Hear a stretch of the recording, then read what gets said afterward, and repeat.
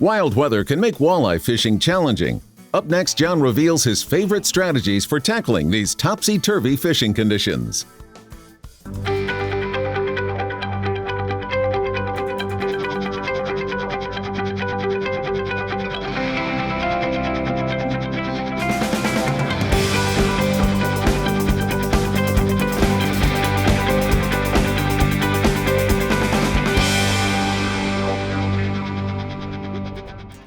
That was quick, bobber down. You gotta love it. When your first drop of the morning, first little flip of the morning puts you on a fish right away. There he is, right there. Got him. Feels like a pretty good fish to start our day. There are storms that came through yesterday. There are storms coming through this afternoon that are predicted, and they're talking severe stuff. It's been a pretty volatile week.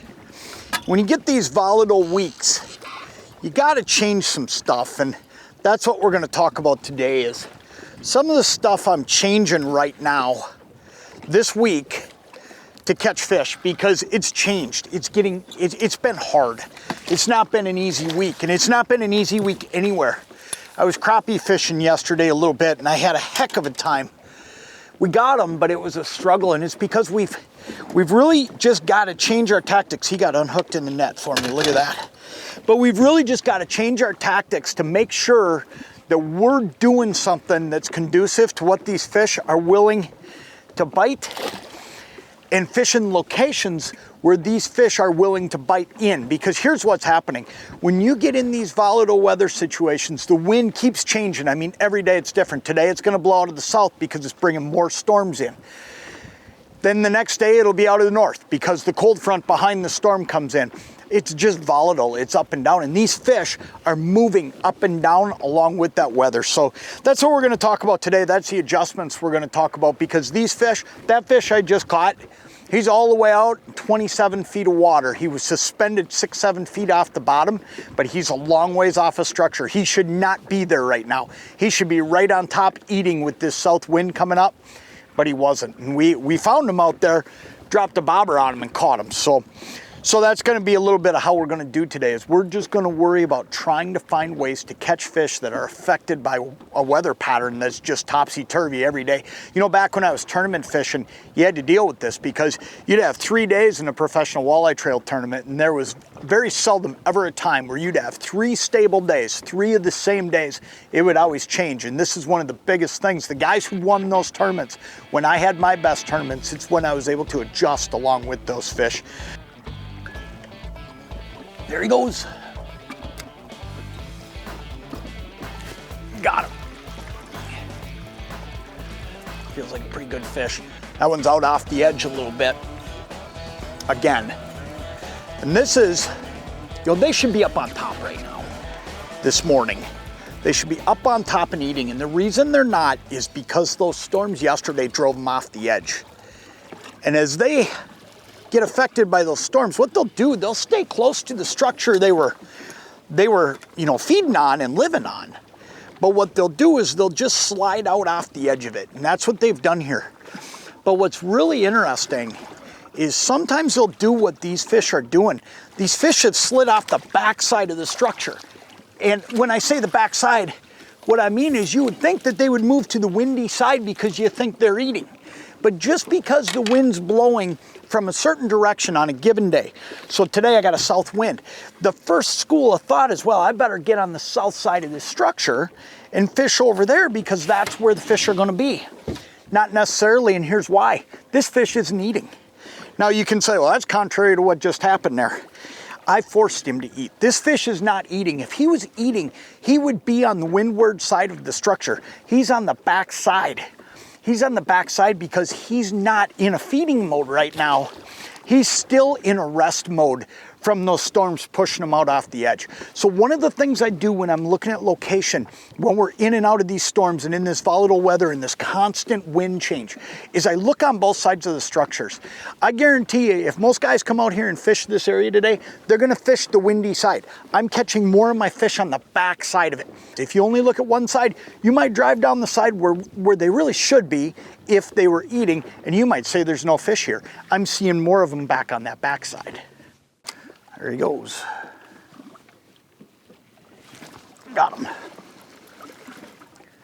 Losing a little bit of our wind. And that's probably got something to do with what's coming this afternoon.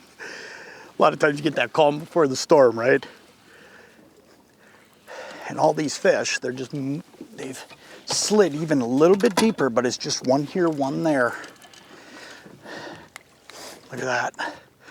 This is exactly what we've been able to sit and do though, is just pick on these fish one after another based on getting out off the structure. But here's the other thing that I want to point out too that's making a huge, huge difference. And that is that I'm suspending baits over the top of them. I'm forcing them to be a vertical feeding fish versus hoping they'll be horizontal. And here's what I mean. When they're in this mode, they're not going to feed horizontally. They're not chasing. They're sitting. When I drop a bobber on them, they are pretty much biting it every time because they're not moving.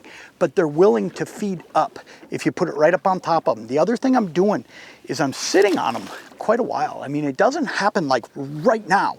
It takes a second every now and then for these fish to end up getting up there and smacking it. Couple things I'm using. Lindy live bait jig, 16th ounce. My favorite jig to use below a float. Just an awesome jig. Phil Pro Series float. I use the same float no matter where I'm fishing walleyes when I'm float fishing.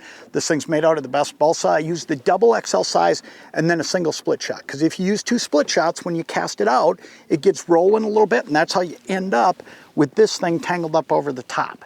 So ultimately, by using 1 larger split shot, I don't get that tangle effect. But man, I'll tell you what, this is the way to do it. When you're in this scenario right here, bobber fishing is the way to catch them, because your odds of getting these fish to chase horizontally are very, very low versus getting them to come up and hit. There he goes. Got him. You know, you'll notice I'm moving a lot. The reason I'm moving around so much is when these fish scatter behind these storms, or right before them or during them, most of the time what happens is they kind of give up that schooling mentality. Because here's the thing, they school to eat. Fish don't school just because they want to hang out together. They school to eat. So what happens is these fish, they're all schooled up, they're eating, they're running around, and then all of a sudden these storms come in and it kind of becomes one for all and all for one. They just take off and they'll slide deep. When I'm seeing these fish today, here's the thing. I am not seeing big numbers of fish. I'm seeing one here, I'm seeing one there, and those are the fish I'm fishing. And that is why you see me moving so much, because I'm constantly trying to find fish, because when they moved and parked and picked their spot to sit, they didn't necessarily do it in a school. Some of the fish went that way, some of the fish went that way, and they all went deep. When they go deep, it's not as often that you find them schooled up. When they come back up on that feeding structure, then you're going to see them more schooled up. So that's why I'm doing all this moving right out off the edge to track these fish down, because when it comes down to it, if I'm not moving, they're not moving a lot right now because of the scenario they're in. They're just not on the move. So what you want to do is do some moving around, look for them. I'm looking for them on my sonar. When I see them, I'm parking the boat, I'm casting out, and I'm sitting on them. There he goes. Got him.